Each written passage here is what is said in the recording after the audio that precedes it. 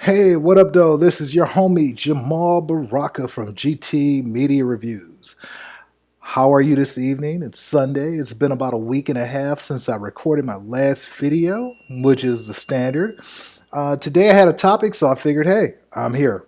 So this one comes from was inspired by a Twitter feed and Twitter post that I saw today from Comic Perch. Now, Comic Perch is a comic retailer who has he's one of my favorite people to follow on Twitter because he actually has actual real insight into what happens at the store retail level. So when he drops some information, it's usually insightful and it's coming from a place where of somebody who knows what the hell is going on in the industry. So when he drops a post, I'm entertained, I learn, and it helps me learn more about the business as a whole, as opposed to just being a fan and making having an uninformed opinion. So this time he's talking about blockchains. Now I've been blocked by a few creators out there. Uh, most of the time when I find out that I'm blocked, I have no idea what's going on. It was just like I'll search somebody and it's like you're blocked, and I'm like, wow, I had no idea. So in this message, Perch says, my message to the creators is simple. Keep it in mind that most comic fans come onto Twitter and start following artists. They have zero history. EVS is a known name with a big following. If within days you run bots like many do, you're catching people who have no idea what's going on. I get your intent. You want to stop the noise and constant angry trolling. It feels like wave of people, and that's 100% understandable to want out of that. You also are thinking no good person would follow a troll. But the problem is that many fans don't think that way. Many fans show up, want to be immersed in comics. They also don't have emotional history of being attacked. They haven't seen the constant battle. If by within a week you are block botting them for following the wrong person, you are assuring they will join the war. Now, here's my story when it comes to block botting. If you follow my blog or if you've read any of my written reviews, you know that one of my favorite books out of DC in the past year or so was The Curse of Brimstone. Um, this is one of the horror books coming from that was under the New Age of Heroes line of comics. This one was by Justin Jordan, and every issue I found of this series to be like great. It was a great series. It was a combination of like Ghost Rider blended in with Spawn with art that was just I found the art to be amazing. It was creative and it was just a fun book every month, and it was only $2.99, so it was a book that I didn't really mind promoting. So in my review, I always tag the creators of the books that I review. I went and did a search for Justin Jordan, and I found out, hey, I'm blocked. And I had no idea why. I've never had an interaction with this creator. So I found out that he had a blog bot for your boy Zach from Diversity in Comics, Comics Matters, and I happened to get caught up with that. So although I had no interaction with Justin Jordan, I'm blocked. And this is something that I think about every time I review an issue of Curse of the Brimstone. No matter how good I think this book is or how much I want to promote this book, in the back of my mind, I'm like, the creator has blocked me for something that I have nothing to do with. I have nothing to do with a beef he has with whatever creator that's blocked him. Now, I support Ethan Van Sciver, EVS, and although I do support him, I have nothing to do with the fights he has on Twitter. Those are his beefs. Those are not mine. I just follow the guy. And when I see a creator blocking a fan for who they follow, it's just like if I'm not a Trump supporter, but I follow Trump just because I want to know what's going on with the president. That doesn't mean that I'm a troll. It doesn't mean that I'm a harasser or evil or anything like that. I just want to be informed because I want to know what's going on with a creator. With that in mind, I support Perch. I love his content. I love Ethan Van Sciver's content. He's a funny dude, and he's very insightful to issues that are very relevant to the comic book industry, in my opinion. But that doesn't mean that I'm going out here harassing creators. I'm a fan of diversity in comics matter with your boy Zach and Luna, but that doesn't mean that I'm out here beefing with the same people that they beef with. That's something that has nothing to do with me. I'm just following somebody on Twitter. Now, the problem with just using blockchains and blocking fans on Twitter is when you set up these blockchains, you block anybody that follows that creator. Now, if you're following Ethan Van Sciver, he has over 38,000 followers. So if you block anybody that's following him, you potentially block 38,000 or 30 over 30 plus thousand fans. And because a creator like Ethan Van Sciver actually promotes independent comics and he is a comic pro that produces content that you can buy or sell and he's actually in the industry, you actually lose out on potentially thousands of potential customers that would have saw you or saw your content anywhere else, or just happen to go to the comic book shop, pick up your book and say, hey, I like this book. Let me check this guy out on Twitter. I go to his feed and now I'm blocked. I mentioned Justin Jordan earlier, but this also happened to me with Gail Simone.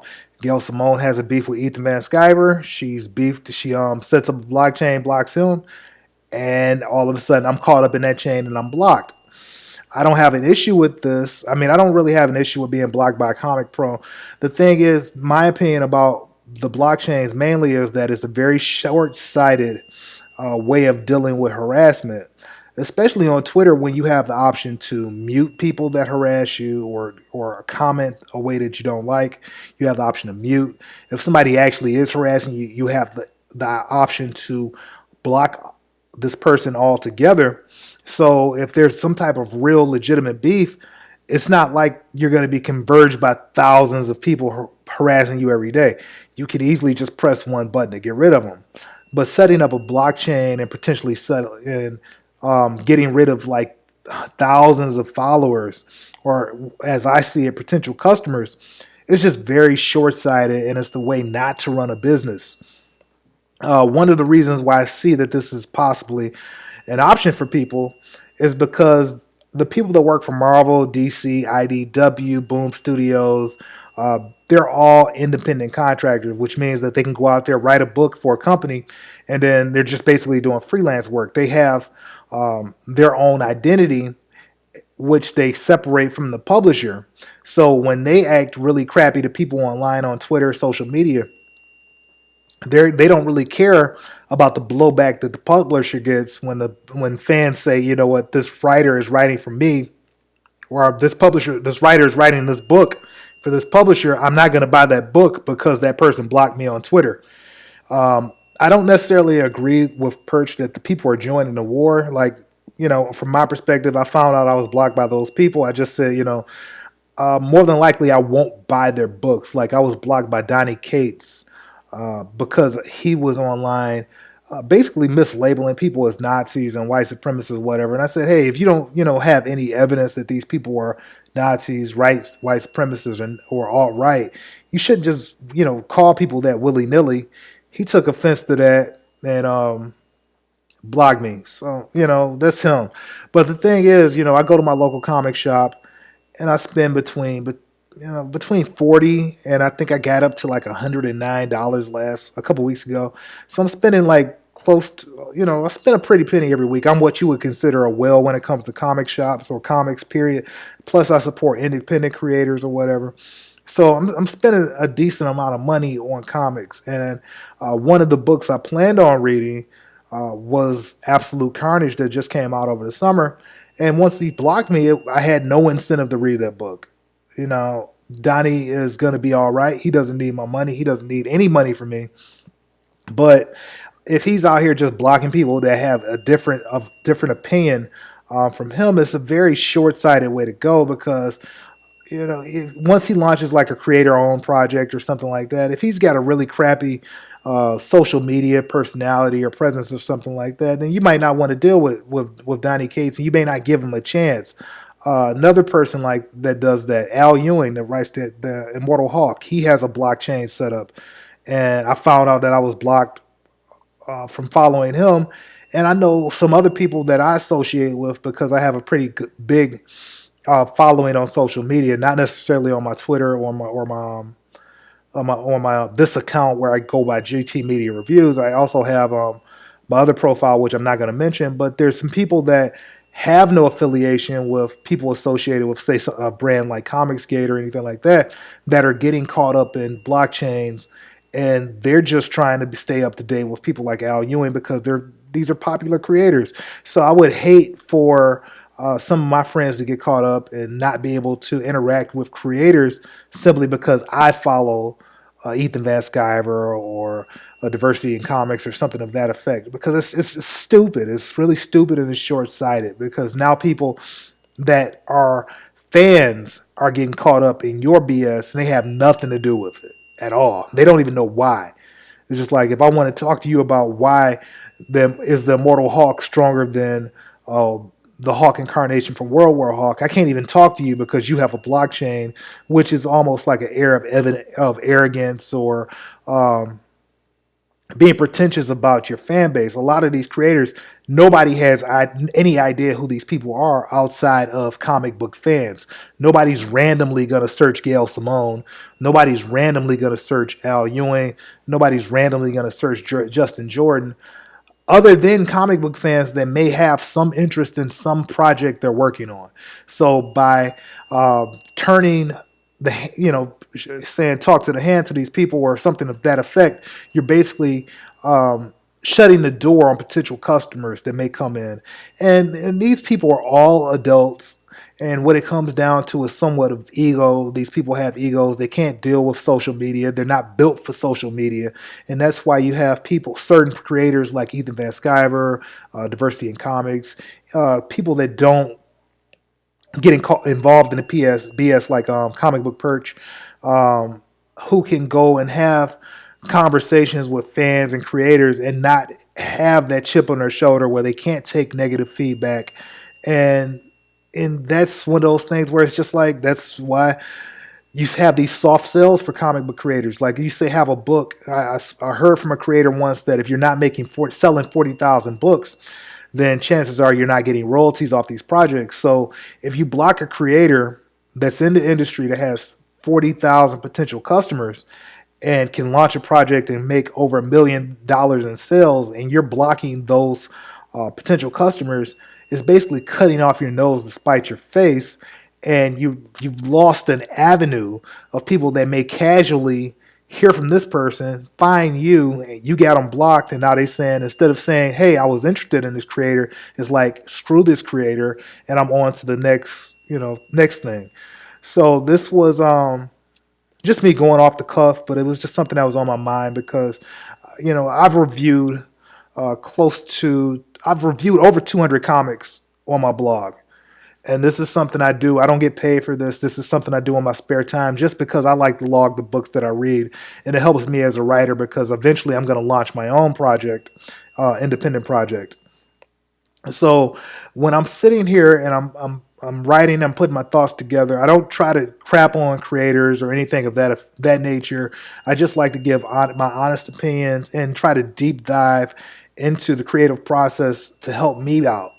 And when you go and you read a book or you try to learn some information about a creator and they have you blocked, it's just a negative feeling. It's a passive negative feeling. It's not anything that will bring me down where I'm like, oh God, I'm blocked by Gail Simone. How am I going to live with myself? It's just like, damn, I haven't had a negative interaction with Gail and I'm blocked.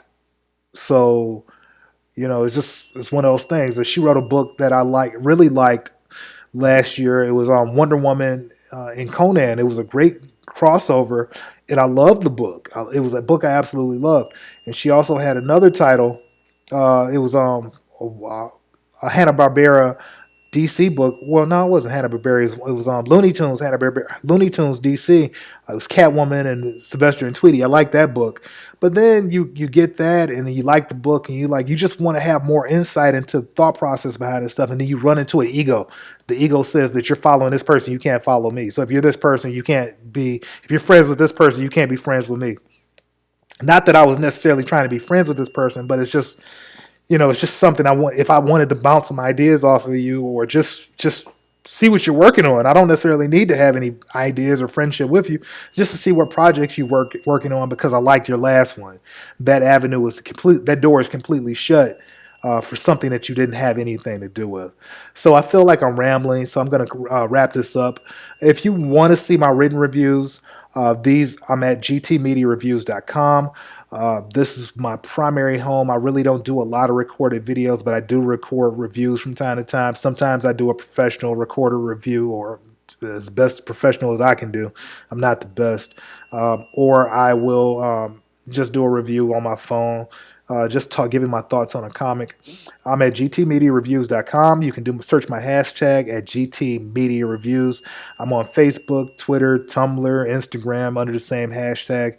And I'm always around on social media somewhere. So if you want to get in contact with me, I am available.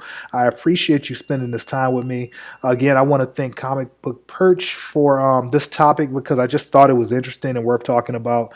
Again, final thoughts, block bots, blockchains, anything of that nature is pretty dumb, short-sighted, especially if you're selling a product to a customer. You don't want to block customers that haven't done anything wrong, and that's another form. This is going to be another video I do down the line about social fascism. And when you block people that haven't done anything to you, or you feel like a person has wrong thinking, you block them prematurely, that's basically a form of fascism. And it's something we really shouldn't entertain, especially on a social level, because that uh, burns bridges, burns communications, and you can't build from that. The only thing you can go is down. You can't grow from shutting people out, especially if you have a perspective that you really believe is the right way to go, or right, or have the right perspective, or that you so believe is the right perspective. You can't grow that audience if you're shutting people out prematurely. On that note, I want to say have a great evening. I appreciate you spending this time with me, and have a good night. Thanks.